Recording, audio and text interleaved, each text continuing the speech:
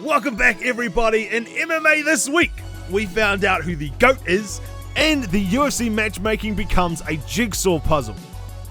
This week started off with a bang with Conor McGregor doing what he does best by tweeting something rather insignificant that gets everybody in the MMA scene talking using 4 letters, G-O-A-T, the greatest of all time.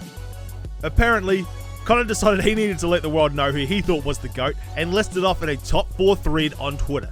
The thread mentions things like array of finishes and champion status across divisions. He later mentions that he specifically left out performance-enhancing drug results, though that would have made him clear number 1. And of course, Twitter didn't take too kindly to Conor declaring himself to be in the top 4 GOAT list and leaving out guys like Cejudo, Johnson, or Emelianenko.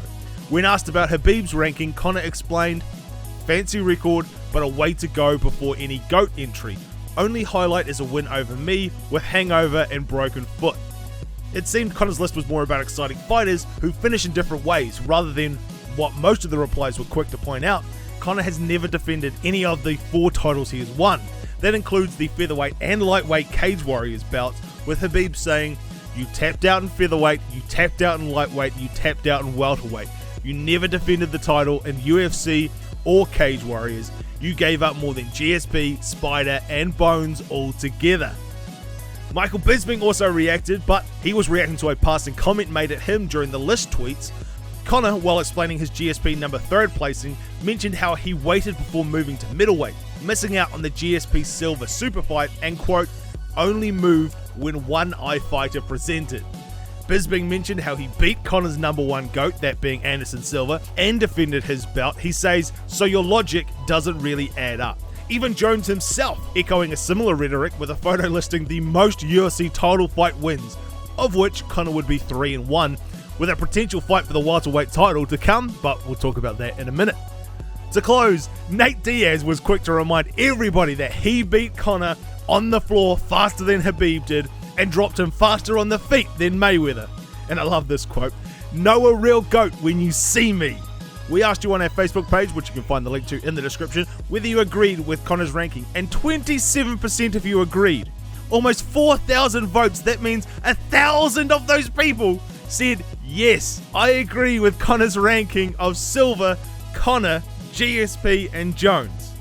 We had some different opinions in the comments, like Shane here, who said Conor isn't even in the top 20. Steven, well, he gave us his top 5 favourite fighters list apparently, and Sammy let us know why so many people voted for the Irishman. And then there's Jim. Whatever you do in your spare time, Jim, is up to you. Onto the puzzle of UFC matchmaking, and a good point to stop and remember, it's not all about planning the matches and going ahead. When it comes to the welterweight title especially, for months it has been the plan that Jorge Masvidal would fight Kamaru Usman for the title during International Fight Week in Las Vegas in July. However, with COVID-19, things have been up in the air of late, leaving a lot more openings for fighters in America to fight while international fighters couldn't make it into the country.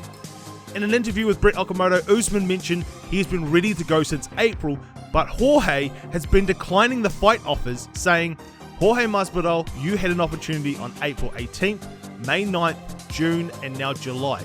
You want to fight Nate? A fight that wasn't even competitive." Then going after Conor, due to the comments on Twitter after UFC 249, Usman continued, "And Conor, you said you wanted to be the king of the 170-pound division, now you're quiet? So you know what? Just remain quiet. I've given both of you a shot, and none of you have taken it." With Kamaru claiming that they had offered the fight to both Jorge and Conor and no reply, you can understand why he's saying things like, "Both guys are champions of Twitter, talking shit on Twitter, and the history of MMA, who has ever said no to a title shot? I'm that guy. I'm the boogeyman who has these guys saying no to a title shot against. And they better remain quiet." But they didn't remain quiet. Just a day later, Jorge was speaking with Ariel Helwani to explain his side of things.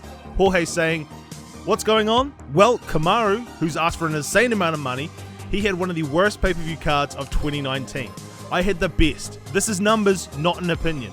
I had the most sold pay-per-views in 2019. So he thinks he's hit the jackpot. He was asking crazy money from the UFC, and the UFC's told him no on several occasions." That's a hugely different story to the one Usman was telling a day before, and we won't really know if either guy is speaking the whole truth. But what we do know is Usman mentioned So why wouldn't we make that fight? I'm gonna give him the opportunity. If Conor wants it, let's do it. But Conor's quiet now. Why is Conor quiet? Who says no to a title shot? I've never seen this in history where who says no when the champ says, come and get your title shot? But Dana White himself, when he was asked about the potential clash, replied, listen, the next fight for Usman is going to be one of these guys. It's going to be Colby, Masvidal, Edwards. It's going to be one of those guys. It is not going to be Conor McGregor. So that clears up one mystery. Conor McGregor is not fighting for the welterweight title. And if the UFC is going to refuse to pay Usman, Masvidal could take the fight with Diaz. That would open the door for Leon Edwards to challenge, seeing as Usman seems disinterested in a Colby rematch. But where would that leave Conor? Perhaps Justin is at the point in his career where he wants to fight a top star as the interim champion and still be the A side, being able to command a larger slice of the pie than Cowboy was. Though Khabib is still training during these tough times with his father being ill, it may be Justin waits patiently until the end of the year for him to return, leaving the Irishman out in the cold.